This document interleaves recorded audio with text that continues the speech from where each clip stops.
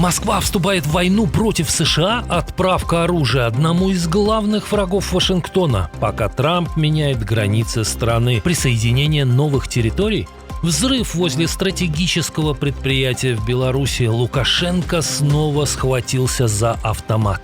Тотальный дефицит, взвыли даже Z-блогеры. Обслуживал режим, теперь пинок под зад. Главного кремлевского пропагандиста убирают с экранов. Смерть российского оппозиционера в Европе. Новая операция кремлевских спецслужб.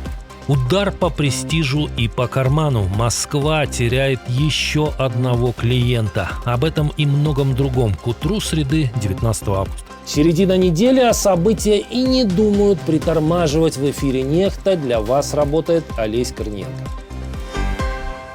Пока в Вашингтоне ломают голову, как восполнить растраченные в войне запасы высокоточного оружия, Ирану помогают восстанавливать запасы ракет и дронов извне. И делает это, по данным NBC News, давний союзник Исламской Республики. По данным издания, Москва отправляет злейшему врагу Америки взрывчатку, боеприпасы и компоненты для беспилотников. И делает это через Каспийское море, где ни один западный флот перехватывать такие грузы не может. Тем временем Трамп взялся не за ракеты, а за маркеры и пририсовал Ормузский пролив к США. Президент опубликовал в True Social карту, где назвал эту важнейшую мировую артерию новой территорией США. В Тегеране ответили в своем стиле. Заместитель министра иностранных дел Исламской Республики Казем Гарибабади сделал пост в соцсети X.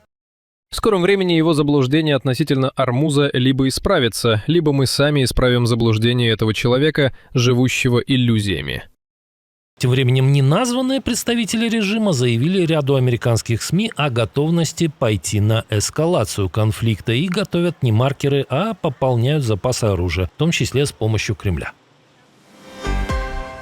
Неизвестный дрон ворвался в небо Беларуси и упал возле стратегического предприятия. Как пишет портал «Хартия-97», это произошло в Жлобине, прямо возле белорусского металлургического завода. Местные жители сообщили, что слышали взрыв. Чей именно это был аппарат и был ли целью сам БМЗ, пока неизвестно. Представители режима традиционно молчат. Один из главных силовиков Лукашенко, Николай Карпенков, ранее проговорился, что только за прошлый год милиционеры обезвредили более 500 БПЛА. И опять же о том, откуда они прилетели, Карпенков скромно умолчал. И можно предположить, что милицейскому начальнику не хочется подставлять московского союзника. Но на прошлой неделе беспилотники ударили по российским фурам в Добружском районе недалеко от границы с Россией. И, возможно, привет Лукашенко на этот раз передавали южные соседи.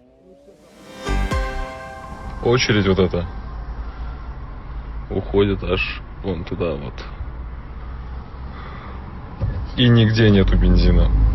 В России начинается вторая волна топливного кризиса, и она куда мощнее, чем предыдущая. По данным приложения «Где Бенз», 16 августа бензин или дизель были доступны лишь примерно на 28% заправок в стране. Еще неделю назад топливо было примерно на 41% АЗС. Проблемы уже подтверждают власти нескольких регионов, а жители сообщают о дефиците даже в Москве и Подмосковье. Часами искать бензин приходится даже самым отпетым сторонникам войны и Путина. Смотрю на заправке-то бензина-то нихуя.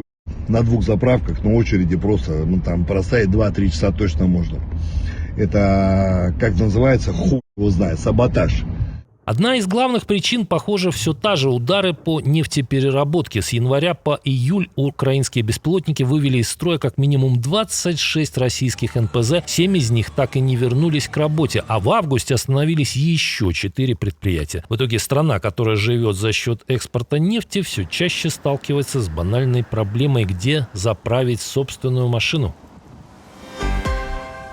Просто надули нас в очередной раз, обманули. Очередная пощечина. Россия, похоже, теряет еще одного покупателя своего оружия. Причем речь о стране, которая формально является военным союзником Москвы. Член ОДКБ Узбекистан, который раньше присматривался к российским Су-30СМ, похоже, решил купить китайские истребители Чэнду J-10. Как сообщает Defense Express, речь может идти о партии из 24 самолетов. Официально Ташкент и Пекин сделку пока пока не подтверждали, но аналитики обращают внимание на появившиеся фото и сообщения о том, что контракт мог быть подписан еще летом прошлого года. Причем переговоры о российских Су-30 шли много лет и в какой-то момент были близки к сделке. Если закупка J-10 подтвердится, для Москвы это будет еще одна потеря рынка вооружений в регионе, который она долго считала своей зоной влияния. Тем более Узбекистан уже покупает китайские системы ПВО. Российский военно-транспортный самолет ранее проиграл конкуренцию бразильскому аналогу. Ранее стало известно, что Турция подумывает отправить закупленные у Москвы С-400 на металлолом. Похоже, в Москве начали волноваться за результат выборов в Думу. Элла Памфилова предлагает еще сильнее сузить круг тех, кому позволено в них участвовать, причем даже не в качестве кандидата. В интервью «Комсомольской правде» на вопрос о правильности наличия права голоса у иноагентов бывшая демократка заявила: «Я считаю, что уехал из страны, предал страну, пошел вон». Вот и все. Это моя позиция. Это и без статуса. Вот законодатели придут, пусть меняют законодательство, да? И звучит это особенно показательно после недавнего снятия яблока с выборов в Госдуму. Единственную партию с антивоенной риторикой исключили из кампании после неожиданно высокого результата в закрытых опросах, где она набирала более 9%. Одного из ее лидеров, Льва Шлосберга, осудили на 11 лет заключения за те же призывы к миру, а снятого ранее с выборов Бориса Надеждина оштрафовали даже за интервью, которое он дал, уже находясь за границей. Неужели в Кремле сомневаются во всенародной поддержке Путина и войны, о которой трубят по телевизору? Кстати, к качеству пропаганды у российских властей, похоже, тоже появились вопросики. Кремль готовится списать одного из самых заслуженных своих телекиллеров. По данным канала ВЧК ОГПУ, новый сезон «Вестей недели» может выйти уже без Дмитрия Киселева, который сидит в этом кресле с 2012 года. Его место якобы хотят отдать Евгению Попову, а самого Киселева могут еще убрать из поста гендиректора «Россия сегодня». Если для кого-то это еще секрет, то, чтобы не разглашать, я скажу тихо, эти артистки ничего не умеют. Источники канала утверждают, что в Кремле давно недовольны падением интереса к программе, конфликтным характером Киселева и его нежеланием следовать рекомендациям администрации президента. Сам он, как сообщается, воспринял решение болезненно и считает себя жертвой интриг. Официального подтверждения пока нет, но летом Попов уже действительно подменял Киселева в эфире. Совпадение, не думаю. Скандал вокруг ТЦК в Одессе. Государственное бюро расследований сообщило о подозрении сразу 10 сотрудникам Центра комплектации одного из районов города. Их подозревают в незаконном лишении людей свободы, а 4 еще и в пытках. По версии следствия, во время мобилизационных мероприятий военные систематически применяли силу, избивали граждан, использовали слезоточивый газ и насильно доставляли их в ТЦК. В ГБР подчеркивают, что речь идет не об отдельных эпизодах, а о повторяющейся практике. Между собой фигуранты использовали девиз «Дуй, пакуй и комплектуй», который даже устанавливали в качестве заставки на своих мобильных телефонах.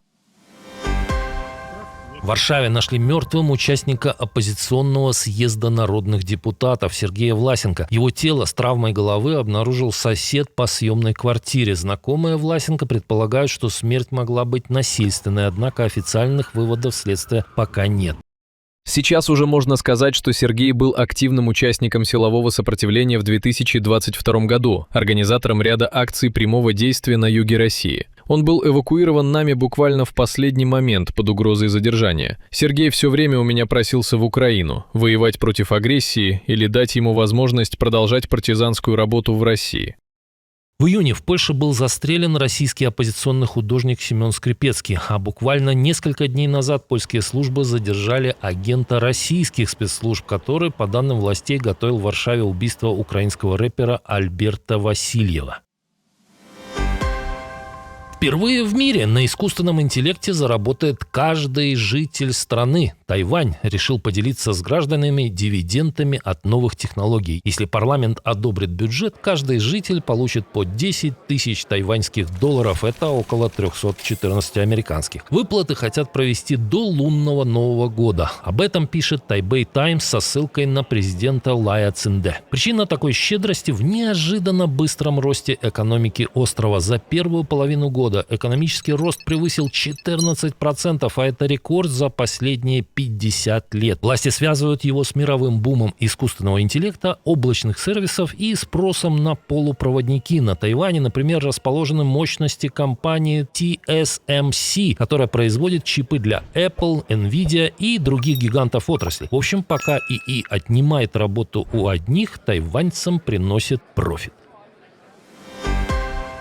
В Молдове назревает новый фермерский протест из-за украинского зерна. Ассоциация «Сила фермеров» требует допустить аграриев к регулированию транзита украинской сельхозпродукции и отменить нынешнюю схему, при которой Киев получил 50% скидку на железнодорожные перевозки через страну. Фермеры опасаются повторения кризиса 2022-2023 годов, когда украинский транзит перегрузил логистику и ударил по молдавскому экспорту и внутренним ценам. Если власти не изменят решение до 21 августа, аграрии обещают начать массовые акции протеста. Ну а морем отправлять зерно Украине не дают российские удары.